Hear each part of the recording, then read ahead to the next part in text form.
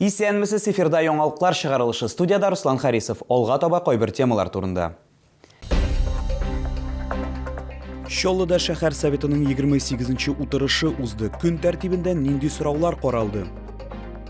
Чаллыда теләкләр чыршысы дип исемләнгән традицион хәйрия акциясе старт алды. Малайлар һәм кызлар нәрсә турында хыялланалар?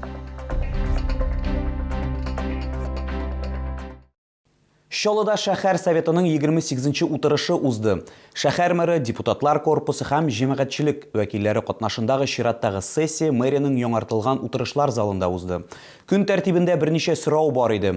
Алар турында хезмәттәшем Лилия Гатина җентекләбрәк сөйләячәк.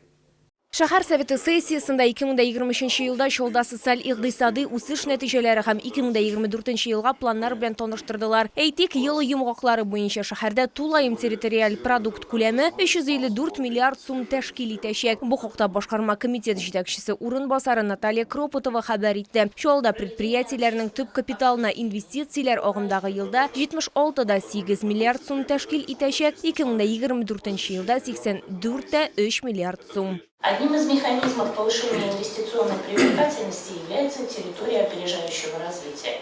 Резидентами ТОР все плановые показатели выполняются.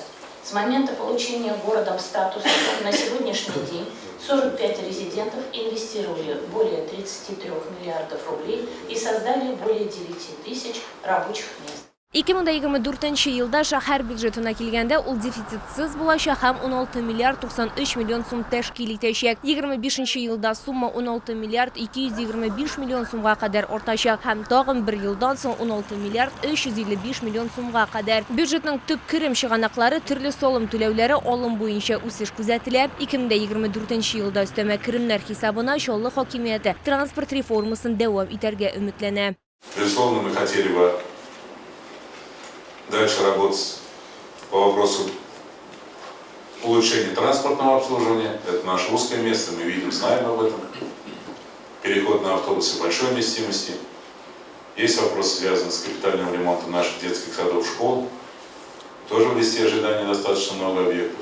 Шулай ук шәһәр советы сессиясында Чаллы мэры Владимир Чагинга Олимпийский спорт комплексын капиталь ремонтлауны башлап җибәрүдә ярдәм иткән өчен рәхмәт белдерде. Объектны киләсе елның август уртасында файдалануга тапшыру планлаштырыла. Әмәләкәс елгасында урнашкан төзелмәгән причал стенасы 2024 елга хосусыйлаштыру планына кертелгән. 216,6 квадрат метр майданлы һәм 7 миллион ярым сумлык объектка шәһәр советы депутаты Алексей Горшков дәгъва итә. Лилия Гатина, Ленар Султанов, яңалыклар. Чаллыда теләкләр чыршысы дип исемләнгән традицион хәйрия акциясе старт алды. Кыш бабай һәм кар кызы сыйфатында башкарма комитет хезмәткәрләре, эшмәкәрләр, шәһәр советы һәм дәүләт советы депутатлары чыгыш ясый. Бу юлы алар асылташ балалар һәм яшүсмерләр өчен социаль приюттагы балаларның теләкләрен үтәячәк. Малайлар һәм кызлар нәрсә турында хыялланалар? Җавап Лилия Гатина материалында. Бу инде яхшы традициягә әверелде. Чыршыдагы һәр шар балачак хыялы ул хәзер һичшиксез тормышка ашачак. Кыш бабайга хатларны 70 яшь чаллылы язган. Бу нигездә авыр тормыш хәлендә калган һәм ата-анасыз тәрбияләнгән балалар. Ярдәм ул иң беренче балаларга шатлык китерү. Менә Амир исемле малайга бәләкәй булса да бүләк Кыш бабайдан, кар кызыннан килгәч, теләгән теләкләре шынга ашкач, аның, наверное, ул бала бәхетле булып, шатлыклы булып үсәр. Безнең күптән киткән ул бәйрәм инде ул. Чөнки без менә балаларга бик зур шуның кадәр бәхет бирә алабыз шундый бәйрәм яңа ел алдыннан. Чөнки һәрбер бала яңа ел алдыннан үзенең бүләген китә. Шуның өчен инде нинди генә бүләк булса да, менә аларга шуның кадәр зур шатлык, аларга исәнлек, саулык, шуның кадәр матур гына яңа елларны каршы алсыннар. Шуның өчен аларга менә шуның кадәр шатлык китәргә без гел әзер. Балаларны бәхетле итәргә тиеш бөтенебез дә. Без бу яңа ел иң матур бәйрәм. Безнең балачак чактан да biz аны көтәбез ул бәйрәмне. Шуңа күрә балаларны тоже бәхетле итәргә тиешбез. Тилектер чыршысы бүтін ил буенча уза торган хәйрия акциясы. Бу очракта Кыш бабай һәм Кар кызы ролендә башкарма комитет хезмәткәрләре, эшмәкәрләр һәм депутатлар, шәһәр мэры да читтә калмады. Кукла и коляска для куклы. Выполним новогодние пожелания обязательно. Безусловно, поддержка взрослых в преддверии самого ожидаемого, самого любимого праздника Нового года. Она будет очень и очень нужна, важна и доставит радость для детишек. Тылсымчылар якын арада балаларның теләкләрен үтәргә вәгъдә иттеләр. Лилия Гатина, Ленар Султанов, яңалыклар.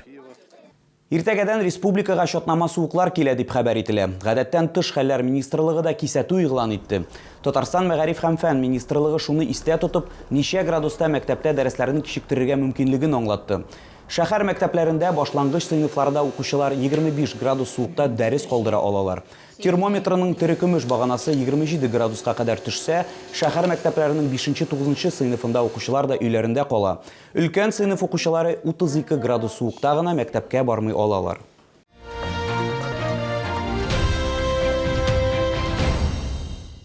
Кышка актуаль модельләр генә түгел, иң мөһиме алар уңайлы. Яршалыда Белоруссия аяк киемнәре күргәзмәсе эшен дәвам итә. Биредә барлык сезоннар өчен ир-атлар һәм хатын-кызларга берничә йөз пар аяк киемнәре тәкъдим ителә. Белоруссия аяк киемнәре күргәзмәсе Үзәк рәт сәүдә үзәгендә урнашкан элекеге балалар дөньясы бинасы. Яңгырлык һава торышында аякларга су үтмәсен өчен салкын көннәрдә өшетмәсен, ә бозлавык вакытында егылып имгәнмәсен өчен күпләр нәкъ менә Белоруссия аяк киемен сайлый. Нам с мужем нравится обувь производства Белоруссии. Мы уже давно им только и пользуемся, что летней, что зимнюю. Качество очень хорошее. Советую. Кышка аяк киемнәрнең күпчелеге монда аяк төзелеше үзенчәлекләренә исәпләнгән. Югары күтәрешле, чыгып торган сөяк яки яссы табанлы булу мөһим түгел. Тәҗрибәле консультантлар барлык нечкәлекләрне исәпкә алачак һәм иң уңайлы һәм туры килгән аяк киемен сайлап бирәчәк. Эта модель имеет влагостойкую пропитку, и ваши ноги не промокнут в слякоть. Увеличенная полнота сапог позволяет носить обувь с деформированными и отекающими ногами без дискомфорта и боли, ощущая легкость и комфорт. Ир-атлар һәм хатын-кызлар өчен кышка аяк киемнәреннән тыш монда өз киемнәр дә сатып алырга мөмкин. Рисунок на данной модели обработан лазером, за счет чего она не промокает и не оставляет разводов и мокрых пятен. Крой у нее батальный, подойдет на любую фигуру. Выделка из норки подчеркивает дороговизну и придаст элегантности. Меховой капюшон заменит шапку в самые сильные холода. Одел, проверил, все классно, вообще очень хорошее качество. Давно искал такую куртку, вот случайно его нашел здесь. Белоруссия аяк киемнәре күргәзмәсе Муса Җәлил проспекты 55Б, Үзәк рәт сәүдә үзәге, элекеге балалар дөньясы бинасы 10-нчы бүлек адресы буенча эшли.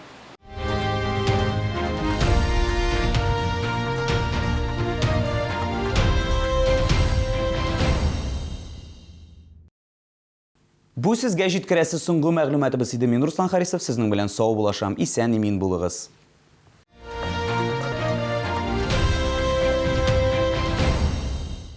Шпроты в масле 95-90. Это победа! Чай Гульнара 100% натуральный из сырья Индии, Шри-Ланки и Кении. Гульнара, приходи, я заварил чай Гульнара. Эх, Гульнара, шундый, тәмле чай.